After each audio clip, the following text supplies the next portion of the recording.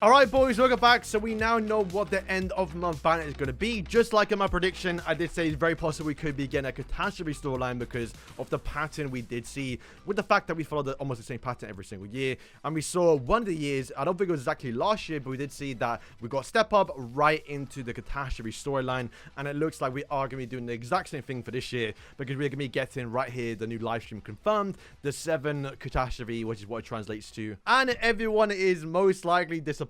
I feel like it's kind of bad that everyone was suggesting that it could be a collaboration, which I'm not too sure why, because we always get collabs in August and October, which is like only a few months away now. So like it was obvious we weren't going to get collaboration, but what was possible with the fact that we could have got a summer festival, which I think people are still believing might be it, even though it is a 7 catastrophe update. People are thinking we might still get like a summer OC, but I'm gonna tell you right now, boys, it's most likely just going to be a standard banner, like how we got Chapter 1 of Roxy. I don't know why everyone is so fixated on the fact that it's going to be an actual, you know, festival catastrophe, which, I mean, I guess it's possible, right? Because they want to make more money, and if it's just not a festival, they're going to make less money. But I'm going to say it out right now, I feel like it might not be a festival. But then again, the big one we know who most likely will be is, of course, Subnak, who is the character that got revealed at the end of Chapter 1 and got teased a little bit during the early chapters. But, you know, we saw the full character, and, of course, the chapter ended off with her. So going into Chapter 2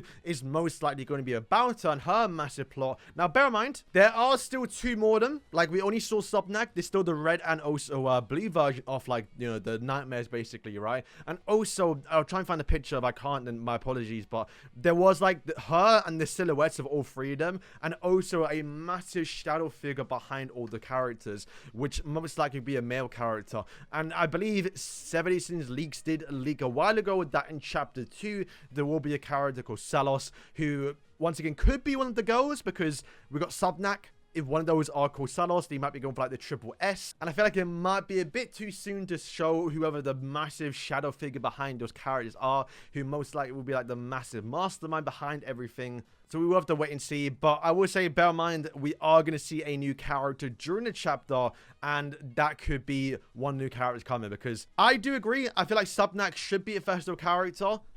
Or does she need to be? I don't know. Once again, bear in mind, we can still get 600 down banners, and they still can be good.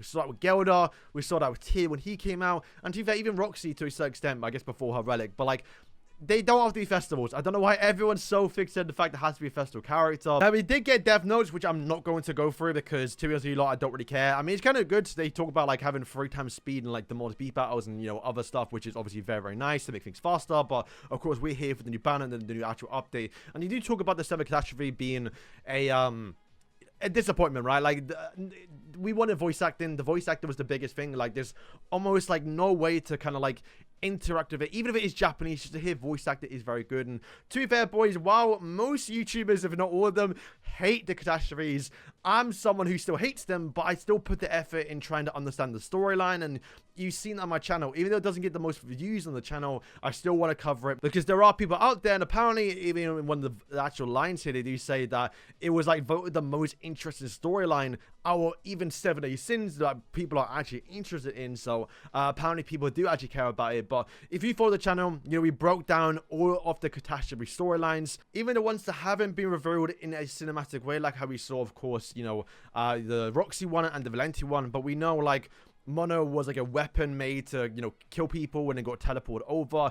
Easton had her backstory where her whole family got killed by her uncle. And of course, Camilla, she was a deity and like a beastman in another world, and she failed, and something happened to where she got her whole race slaughtered, I think due to racism basically, and she came to this world to hopefully make it better. And of course, it's where we have Shin, where he was a gamer and he had a brother or sister that got killed. And it's kind of the whole point of the 7 catastrophes, and the reason why this whole storyline is called Sacrifice, because all of them lost something. You know, Roxy lost her friend, or her actual little sister, who basically she calls. You know, Venti lost her freedom. She was forced to make a weapon she didn't want to make. Lilia, I'm not too sure what she lost, at least on the same level as the other characters. I think she might have just lost the respect of Murden.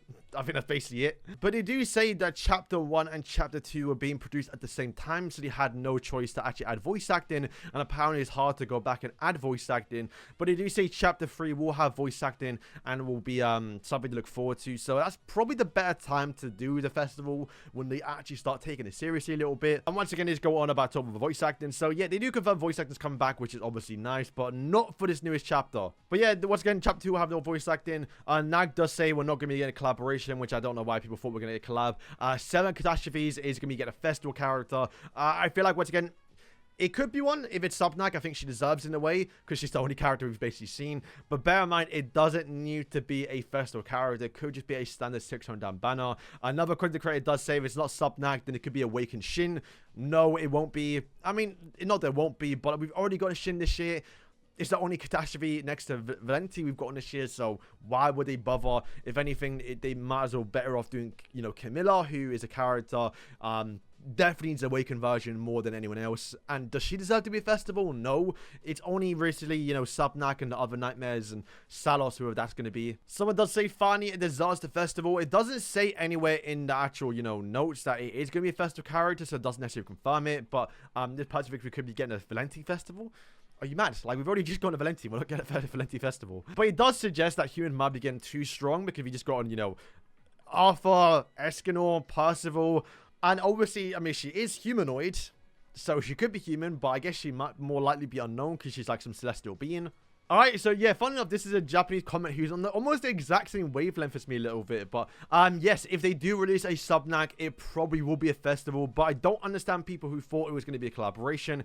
Yes, with Tower of God and the Spring Festival, they definitely were doing things that weren't usual this year. So it could be a, you know, made sense that we could get a collaboration. But the fact that we always get our collabs in our club spot that we saw with obviously Shield Hero, we know we're getting one in August and October. So there wasn't really, it didn't really make too much sense, right? Like, January made sense, they could slip one in, and to be fair, them releasing a collaboration was more likely because they couldn't release an actual Catastrophe update or even Ragnarok because there was nothing to release, so you had to do it in a way. Yeah, boys, I think that is going to be it. Once again, people think it could be festival, but like I said, say nowhere in the actual, you know, broadcast it says festival. And I think even before it used to say festival for Ragnarok, and we saw that. So once again, we have to wait and see how it happens. But yeah, my prediction is going to be Salos, whoever that character might be, probably someone getting revealed in chapter 2, and it's going to be a 600 diamond banner. I feel like Subnak deserves to be a festival, but she might not come. But hey, if she does come as a 600 banner, that's perfect as well, because